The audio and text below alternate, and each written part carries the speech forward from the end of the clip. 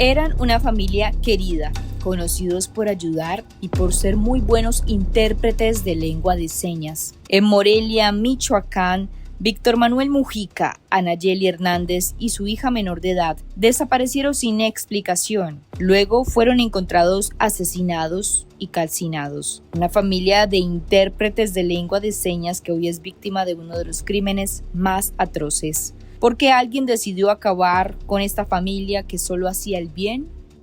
Víctor Manuel Mujica Vega y Anayeli Hernández León no eran nombres comunes en una estadística criminal. Eran intérpretes de lengua de señas mexicana en las sesiones del Congreso de Michoacán.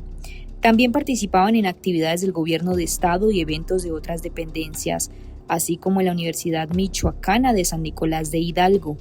Víctor Manuel también era activista y defensor de la comunidad sorda en Michoacán y formó parte del equipo del exdiputado local morenista Víctor Hugo Zurita Ortiz, el primer legislador sordo en la entidad. No solo traducían palabras, acompañaban procesos. En instituciones públicas, privadas y espacios educativos, su presencia significaba acceso, comprensión y dignidad. Un reportaje publicado en 2020 por la revista Quilate documentó que Víctor aprendió lengua de señas como lengua materna debido a que sus padres y otros familiares tenían discapacidad auditiva. Su trabajo se enfocaba también en reducir la discriminación y ampliar el acceso a derechos fundamentales para la comunidad sorda. Junto a ellos estaba Megan, su hija de 12 años, una niña que creció observando el compromiso de sus padres, aprendiendo desde pequeña que la inclusión no es un discurso, sino una práctica diaria. Tenía una vida normal, escuela, rutinas, planes a futuro. Nada en su historia anticipaba un desenlace marcado por la violencia. Y entonces surge la pregunta que incomoda. ¿En qué punto una familia dedicada a ayudar se convierte en blanco? ¿Desde cuándo la bondad dejó de ser un escudo? De acuerdo con la información oficial, la familia fue vista por última vez en la colonia Ex Hacienda La Huerta, al norte de la capital michoacana. Al no tener noticias de ellos, familiares acudieron ante las autoridades, lo que derivó en la activación de protocolo ALBA y alerta AMBER, además de la apertura de una carpeta de investigación por parte de la Fiscalía Especializada en Desaparición Forzada y Desaparición cometida por particulares. No hubo actividad bancaria, digital ni social. Para quienes los conocían, ese silencio no era normal. Víctor y Anayeli eran personas presentes, cercanas y responsables. La ausencia prolongada encendió las alarmas. Durante los días siguientes se desplegaron labores de búsqueda en campo, análisis de información y coordinación entre distintas áreas operativas. De acuerdo con la Fiscalía, se activaron inmediatamente los protocolos de búsqueda para dar con el paradero. Hasta el pasado sábado 17 de enero, que encontraron a 3 personas sin vida sobre la autopista México-Guadalajara, a la altura del municipio de Sinapecuaro. Debido a la condición en la que se encontraban los cuerpos envueltos y calcinados, fue difícil su identificación. Sin embargo, tras las diligencias operativas y científicas, el pasado jueves 22 de enero del presente año, se confirmó que se trataba de la familia de intérpretes de lengua de señas mexicana. Con ese resultado, el caso dejó de ser una desaparición angustiante para convertirse en una tragedia absoluta. 3 vidas fueron asesinadas, una familia completa fue borrada en un acto que conmocionó no solo a Morelia, sino a todo Michoacán. La noticia sacudió a la comunidad sorda, a activistas, a instituciones con las que colaboraron y a ciudadanos que conocían su labor. La indignación se mezcló con todo miedo. La sensación de vulnerabilidad se extendió más allá del caso. No se habla de amenazas conocidas o denunciadas. ¿Quiénes estarían detrás de este hecho tan lamentable? Luego de darse a conocer el homicidio de Víctor Manuel, Anayeli, su hija, salió a relucir un video de Anayeli. No es clara la fecha de esta entrevista, pero en ella mencionaba su inconformidad por un adeudo de 10,000 pesos y otras irregularidades en derechos tan simples como poder tomar un vaso de agua, entre otras situaciones. Las críticas apuntan a los diputados locales de Michoacán por presuntamente normalizar adeudos, contratos informales y la falta de mecanismos de protección para prestadores de servicios esenciales, aun cuando estos colaboraban directamente con el poder legislativo. Y pues la verdad a veces tenemos jornadas muy largas y aquí estamos a veces no nos dejan ni agarrar agua, les hemos pedido a veces el servicio que ellos tienen y pues a veces se han negado que porque solo es para los diputados. Pero bueno, con ese sueldo, pues creo que estamos en el derecho de que por lo menos también nos acerquen los alimentos o el agua. También se manifestó la propuesta de una dignificación de sueldo porque creo que 3,000 pesos no es lo adecuado para nuestra profesión, para ninguna yo creo.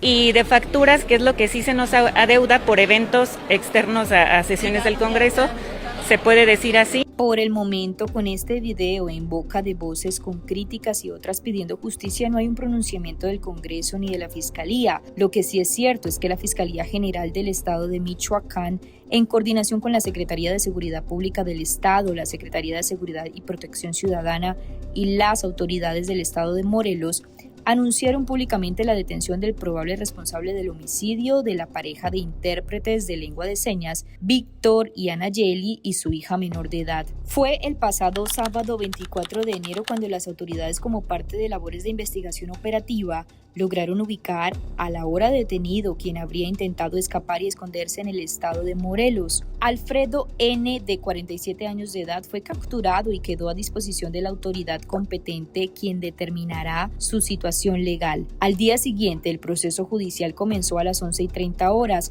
en las salas de juicios orales del Poder Judicial, situadas cerca del centro penitenciario David Franco Rodríguez. En ese espacio se detalló la cronología de los hechos ocurridos a mediados de enero. De acuerdo con el Ministerio Público, 3 hombres arribaron al domicilio de las víctimas la noche del 14 de enero, aproximadamente a las 22:30 horas, y durante la irrupción, Víctor Mujica, Anayeli Hernández y su hija de 12 años resultaron con lesiones en la cabeza.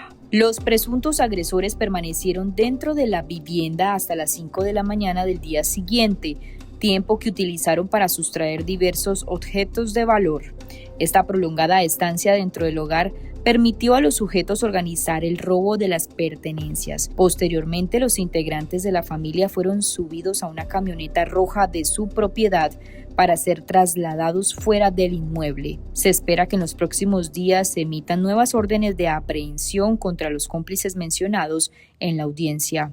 En esta audiencia celebrada este domingo 25 de enero, el abogado litigante de la Fiscalía expuso que la causa de muerte hasta ahora identificada es, abro comillas, asfixia por sofocación por exposición a fuego directo, cierro comillas. Tras conocerse el asesinato, colectivos defensores de derechos humanos convocaron a una marcha en Morelia para exigir justicia y en redes sociales rechazaron este lamentable hecho.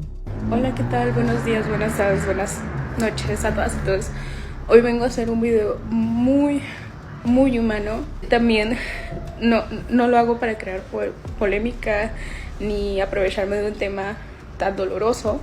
También pido una disculpa porque realmente no sé editar y mi contenido a veces es muy escaso para poner, aunque sea yo interpretándome, pero quisiera hablar sobre mi amigo Víctor junto con su esposa Nayeli, intérpretes de lengua de señas mexicana, junto con su hija. Mis amigos fueron encontrados sin vida y eran una familia muy comprometida, una pareja de profesionales, se los juro. Es que se los juro que no es una tragedia solo aislada. Es el reflejo de cómo se nos trata a las personas que trabajamos garantizando derechos. Mi trabajo, como el de las y los intérpretes de lengua de señas mexicana, trabajamos sin servicio social, sin servicio médico, sin prestaciones, con una paga muy injusta. Buenos días, amigas, amigos. Hoy nos despertamos por enésima vez en los últimos meses con una triste noticia, una que nos abruma y que lamentamos particular y personalmente por la cercanía de lo que ocurrió. Y me refiero, como no, a la localización sin vida de 2 reconocidos intérpretes de la lengua de señas mexicana que participaban con una gran trayectoria en la vida pública del Estado, particularmente a quien tuve el gusto de conocer y con alguna vez cruzar alguna palabra, es a Ana.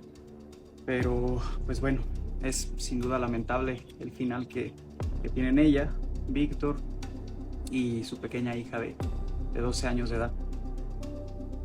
es lamentable, y sobre todo por la crudeza y el tipo de final. No me imagino qué puede llegar a motivar, qué puede llegar a justificar un ensañamiento, una premeditación y un nivel de violencia como el que vimos en el final de estas 3 personas que ojalá encuentren el descanso eterno. Familiares pidieron respeto al duelo y exigieron que no se politice el asesinato. Abro comillas, son momentos muy difíciles para la familia. Pedimos respeto y empatía. Víctor, Anayeli y Megan no son solo una cifra ni un asunto político, son una familia con la que compartimos la vida, cierro comilla. También solicitaron abstenerse de participar en convocatorias que no fueran realizadas directamente por las víctimas indirectas. En México, la lengua de señas mexicana no es una simple herramienta de comunicación. Desde el 2011 forma parte del marco legal que reconoce su importancia como lengua nacional y medio que permite a las personas sordas ejercer sus derechos en igualdad de condiciones que el resto de la población. Esta inclusión está contemplada en la Ley General de la Inclusión de las Personas con Discapacidad, que reconoce el acceso a la información y a la comunicación como derechos fundamentales para garantizar la participación plena de quienes tienen discapacidad auditiva. Sin embargo, la labor de los intérpretes que hacen posible ese derecho, muchas veces invisibilizados, siguen enfrentando desafíos, porque si no protegemos a quienes permiten el acceso de derechos básicos, si no fortalecemos los marcos legales que los amparen, entonces hablamos de inclusión solo en teoría. Este caso desafía a México a ir más allá del reconocimiento legal de una lengua, a defender y reconocer también a quienes la interpretan, a quienes convierten ese derecho en realidad cotidiana. Esta familia será recordada por su implacable trabajo con la comunidad, los procesos que acompañaron y la voz que se pide con urgencia es justicia y que se siga protegiendo la vida. Justicia, justicia, justicia, justicia, justicia.